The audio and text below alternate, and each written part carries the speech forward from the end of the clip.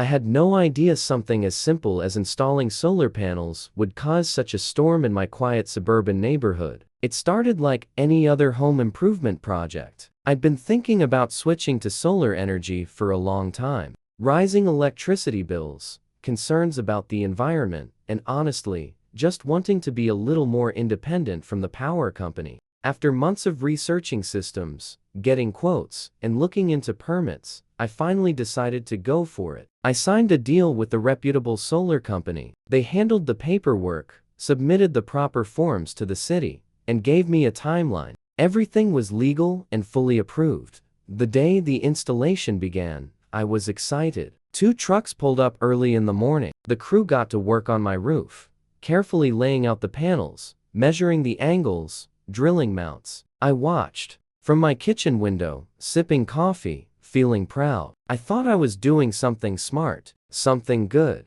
I didn't know my neighbors were already watching too, and not in a good way.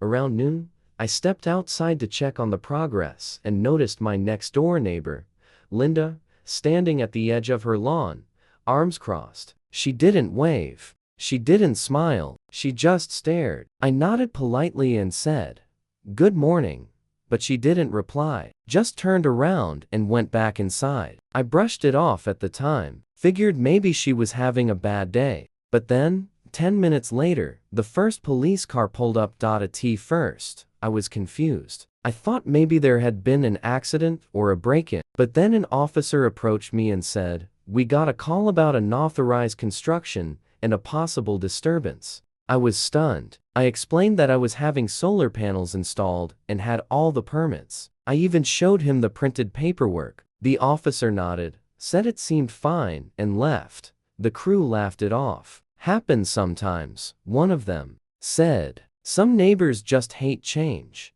But then, about an hour later, another police car showed up. Different officer, same complaint. This time they asked if the installers had a contractor's license. They did. Everything was in order. But this time, started to feel something wasn't right. Someone was actively trying to interfere. By the end of the day, we'd had 3 separate visits from law enforcement. Each time, they were polite, but increasingly annoyed. One even said, "We're sorry, but we have to respond when someone calls." The installers managed to finish most of the job that day, and I thanked them for their patience. But that night, I couldn't stop thinking about it. Why would someone go out of their way to try and stop a solar panel installation? It didn't make sense. The next morning, I woke up to a typed note stuck to my front door. No signature, just a piece of paper with bold black letters that read, "This neighborhood doesn't need your ugly solar trash. Take it down, or we'll take action." I was shocked. Not scared exactly, but deeply unsettled. Was it Linda? Was it someone else? I decided not to respond. I wasn't going to give in to intimidation. Instead, I installed a security camera over my door. I also made copies of the note and filed a non-emergency report with the local police, just in case. The officer who took my report agreed it was probably a neighbor upset about the visual change, but told me it didn't count as a criminal threat yet. Then, the real harassment began. Over the next week, I started receiving anonymous complaints to the city. Noise violations, code violations. One claimed my panels were a fire hazard. Another said I was illegally altering the aesthetic of the neighborhood. Each time, I had to respond with documentation, photos, emails, permit copies. Each time, it wasted hours of my day. I missed work. I couldn't sleep properly. The stress started to pile up, but the final straw was when animal control showed up at my door. Someone had reported that my dog was aggressive and dangerous. I don't even own a dog. That's when I realized this wasn't just a neighbor upset about solar panels. This was someone who wanted to make my life hell. And they were using the system 911, city codes, even lies to do it. So, I decided to fight back. I gathered everything. Every call log, every police report, every complaint letter. I printed out emails from the solar company, contractor licenses, city permits. I had security footage, timestamps, and a growing file of false accusations. I even reached out to a local journalist who covered harassment stories in residential areas. She was interested, but before I went public, I hired a lawyer, a civil rights attorney who specialized in neighbor disputes, property rights, and targeted harassment. He told me I had a strong case, not just for harassment, but potentially for defamation and misuse of emergency services. We filed an official cease and desist notice to the suspected neighbor. It didn't name her outright, but the lawyer phrased it carefully enough that she would understand it was directed at her behavior. I placed one copy in her mailbox. The other I sent through certified mail. 2 days later, I got a knock on the door. It wasn't the police this time. It was Linda. Her expression was a mix of anger and fear. She didn't yell. She didn't apologize. She just said, "You've made a mistake getting lawyers involved. This could have stayed between neighbors." I calmly replied, "It stopped being between neighbors when you started calling the police and fabricating complaints." She stormed off. But after that moment, the call stopped. The letters stopped. The fake complaints dried up. I assumed she had gotten scared and decided to back down. But then, 3 weeks later, something unexpected happened. My lawyer called me and said, "We have a new issue. Someone just filed a lawsuit against you." It was Linda. She was suing me now for defamation, for emotional distress, and for violating her privacy. That's when I knew this wasn't over. After everything that happened, the lawsuits, the court, the news articles, you'd think the dust would finally settle. And it did, in a way. No more police knocking at my door. No more strange notes. No more fake complaints about my solar panels. But something deeper had changed. Not just in the neighborhood, but in me. I used to believe that being quiet, minding your own business, was enough to keep the peace. That if you weren't bothering anyone, you wouldn't be bothered. But I learned that's not always true. Sometimes, progress makes people uncomfortable. Sometimes, just doing the right thing, something as harmless as installing solar panels on your own home, is enough to trigger someone else's fear or resentment. For a while, I tried to pretend everything was back to normal. I'd wake up, make coffee, check the news, work in the garage. But I couldn't ignore the feeling anymore. Something had shifted in how I saw my neighborhood, how I saw people. I realized I had been living too small, too quietly. I had let someone else try to control my life, and I wasn't going to let that happen again.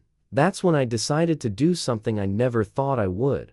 I ran for a seat on the city council. It wasn't about politics. It wasn't about power. It was about protecting people like me, like all of us who are just trying to live peacefully, make small improvements, and do our part for the future. I wanted to make sure that no one else in our community had to go through what I did. At first, people laughed. "You, the solar panel guy?" Even some friends seemed surprised. But when I started really talking about what happened, about how one person's obsession nearly derailed a simple project, and how the system can be used to harass innocent people, people listened. I knocked on doors. I stood at farmers markets. I answered questions about clean energy, property rights, building codes. I didn't pretend to be a politician. I just told my story, and to my shock, it worked. I won. It wasn't a landslide, but it was enough. And suddenly, I had a seat at the table where decisions were being made.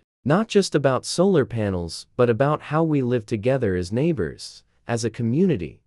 I introduced a resolution aimed at protecting homeowners from false complaints tied to personal bias or unfounded fears. I proposed funding for education, campaigns about renewable energy. I suggested limits on how many anonymous complaints could be filed from a single address without investigation. I wasn't trying to punish people like Linda. I was trying to prevent the damage before it started. Because while I won in court, the emotional stress, the anxiety, the time I lost, those weren't things I could get back. And I knew there were others going through the same thing without the means to fight back.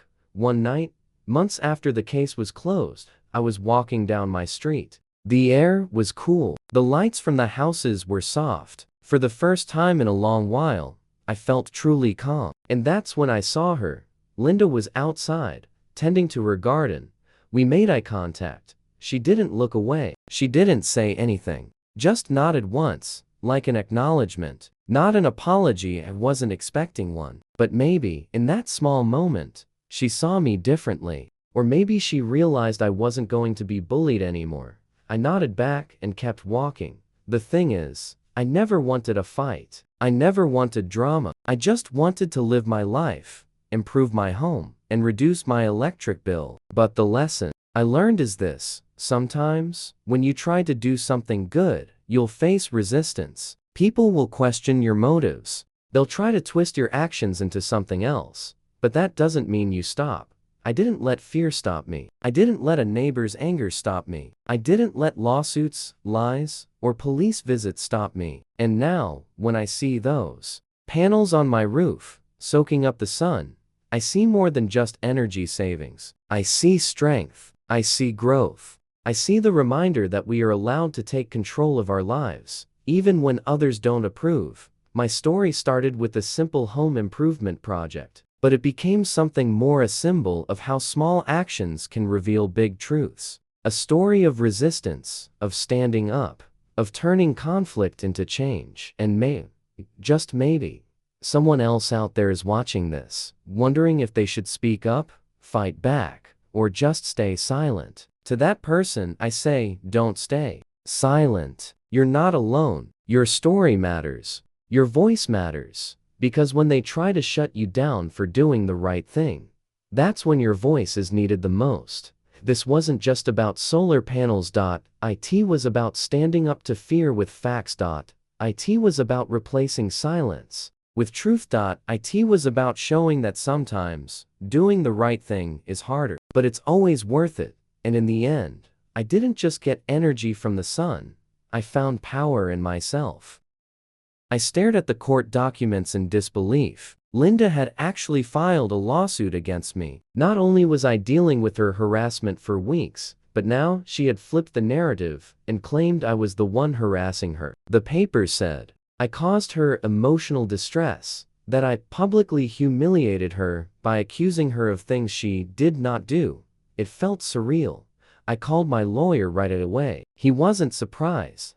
She's trying to intimidate you, he said. It's a counterattack. People do this when they realize they're losing ground. But don't worry, we're going to expose the truth. And so, the case began.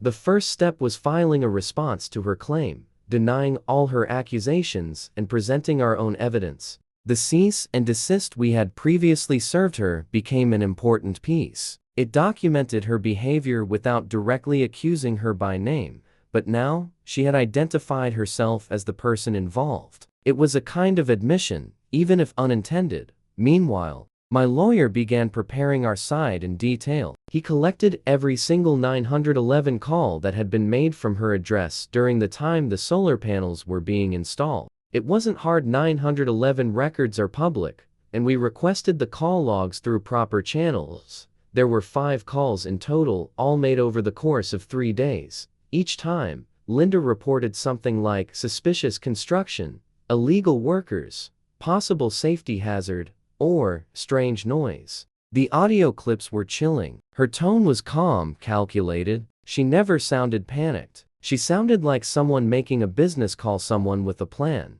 We also compiled the city complaint records. 7 complaints were filed in just 2 weeks, anonymous, but all from the same IP address, hers. Our lawyer subpoenaed her internet provider. It was a process, but eventually, the match was confirmed. Her fingerprints were all over every step of the harassment.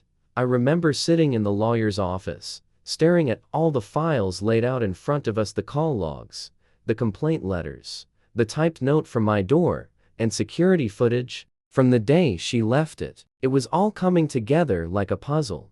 The court date was set.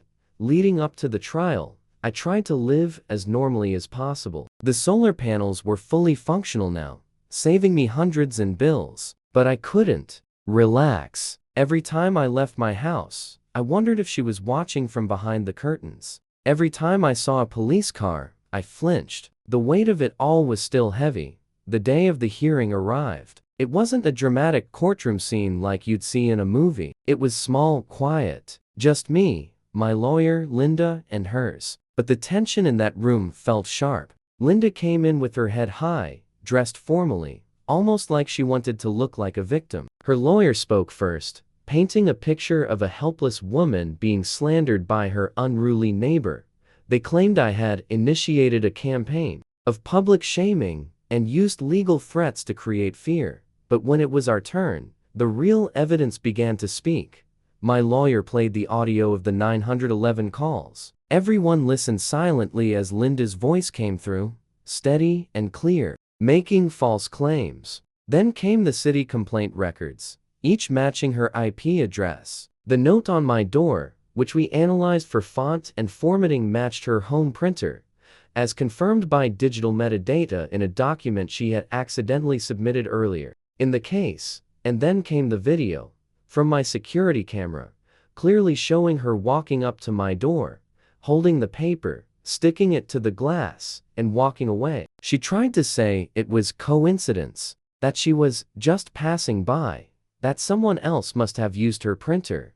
But it didn't matter. The pieces fit too perfectly. Her story was unraveling. The judge listened carefully, took notes, and asked questions. My lawyer emphasized that we never publicly named her in the beginning. We simply took protective measures after repeated disturbances and violations of our rights. Linda's lawsuit was dismissed, but more than that, the judge issued a warning to her, noting that she had abused emergency services, harassed a neighbor, and wasted public resources. She was told if any further false claims were made or if she retaliated again, legal penalties would follow, including potential fines. I left that courtroom feeling something I hadn't felt in weeks: relief. But it wasn't the end. 2 days later, the story was picked up by the journalist I had spoken with earlier. She ran an article titled, "When Solar Panels Trigger Hostility, One Man's Fight Against Neighborhood Harassment." It spread quickly online. People commented, shared their own stories. Apparently, this wasn't as rare as I thought. Across the country, people were being harassed for installing solar panels, wind turbines, even simple eco-friendly upgrades. It became clear some people fear change so much, they'll do anything to stop it, even abuse the law. A story was becoming part of something larger. Started receiving messages from strangers. Some were supportive. Others told me they'd gone through the same thing. A man from Arizona said his HOA threatened to fine him for painting his solar panels black because they didn't match the community palette. A woman from Florida said her neighbor poured bleach on her garden after she replaced her lawn with drought-tolerant plants. This wasn't just about Linda anymore. This was about how people handle change and how far some will go to control what's not theirs. I didn't want to become a public figure. I didn't want fame. But now, I felt a sense of responsibility. If I could speak out, maybe someone else out there would feel less alone. Maybe someone in the middle of being bullied or harassed would feel like they could fight back too. I started documenting the entire experience. I posted updates, shared legal tips, and connected with advocacy groups for clean energy and property rights. I spoke at a community meeting and even joined a local board focused on sustainable living outreach. But Linda stayed quiet. She never apologized, never reached out again. And even now, months later, I sometimes catch her looking through her blinds, watching. But she doesn't call the police anymore, because this time I called her bluff.